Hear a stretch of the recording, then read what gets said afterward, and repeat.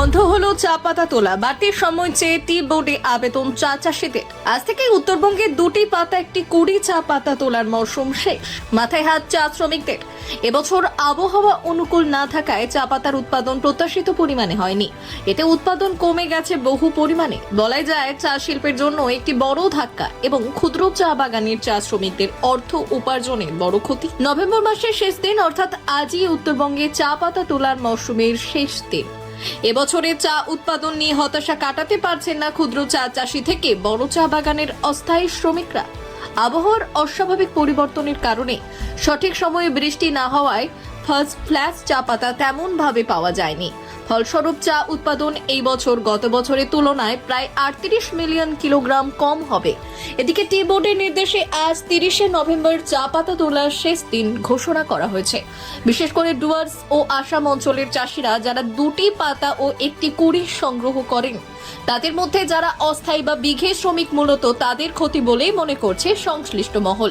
প্রত্যেক বছর নভেম্বরের শেষ দিকে চা পাতা তোলার সময়সীমা শেষ হলেও এবছর আবহাওয়া অস্বাভাবিক হওয়ায় উৎপাদন ব্যাপকভাবে কমে গেছে। পাশাপাশি চা পাতার মানও আশানুরূপ হয়নি। এর ফলে বাগানে চায়ের দাম তুলনামূলকভাবে বেড়ে গেলেও চা শ্রমিকদের আয়ের ওপর তেমন প্রভাব ফেলেনি। চাষিরা আশা করেছিলেন যে শেষ মুহূর্তে কিছুটা বৃদ্ধি হতে পারে, তবে সে আশাও পূর্ণ হয়নি। এবার থেকে আগামী বছর পর্যন্ত চা পাতা তোলার অপেক্ষায় থাকতে হবে উত্তরবঙ্গের চাষিদের। স্বাভাবিকভাবেই শ্রমিকদের রুজি রোজগারে টান পড়েছে। শ্রমিক ইউনিয়নগুলির তরফ থেকে দাবি উঠেছে টি বোর্ডের তরফে যেন পাতা তোলার মেয়াদ আরও কিছুদিন বাড়িয়ে দেয়। এতে শ্রমিকরা অন্তত কিছুটা হলেও স্বস্তি পেতে পারে। ডুয়ার্সের চা শিল্পে এই সংকট কিভাবে কাটবে তা নিয়ে সংশ্লিষ্ট মহল এখন চিন্তিত।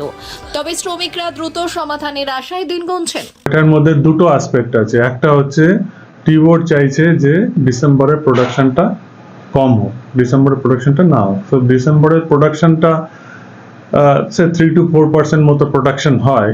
তো সেটা যদি না হয় তাহলে পরে কি হবে, there will be a demand for the next year. তো নেক্সট ইয়ারটা যখন মার্কেট খুলবে তখন there will be a good demand for the tea, so that is good, the intention is very good. Other side তুমি যদি দেখো, হঠাৎ দেখা যাচ্ছে যে এবছরে ডিসেম্বর মাসে মানে আজকে 30th নভেম্বর, এখন গ্রোথ মানে ওয়েদারটা খুব গ্রোথ কন্ডিউসিভ, ওয়েদারটা গ্রোথের জন্য খুব ভালো এবং এখনো দেখা যাচ্ছে যে পাতাতে ফ্লাশ আসছে, বাগানে ফ্লাশ আসছে। তো কি হবে, we have to stop work from tomorrow, there will be no plucking.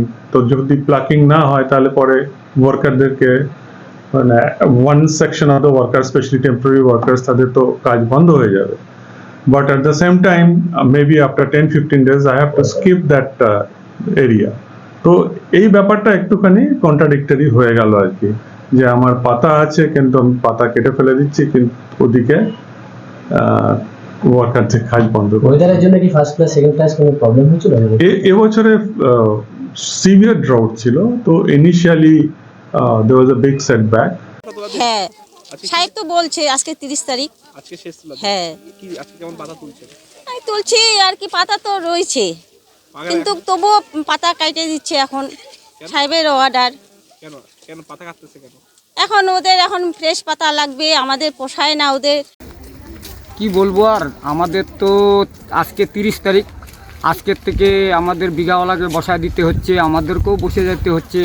কারণ হচ্ছে আমাদেরকে মোটামুটি যদি ডিসেম্বর 15 বা 18 তারিখ অবধি যদি সময় দিত তাহলে এই পাতাগুলো উঠা যেত। পাতা তো এত সুন্দর পাতা উঠছে যে আমরা পাতাটা উঠাতে পারতেছি না। টিবোর্ড যদি আমাদেরকে একটু সময় দেয়।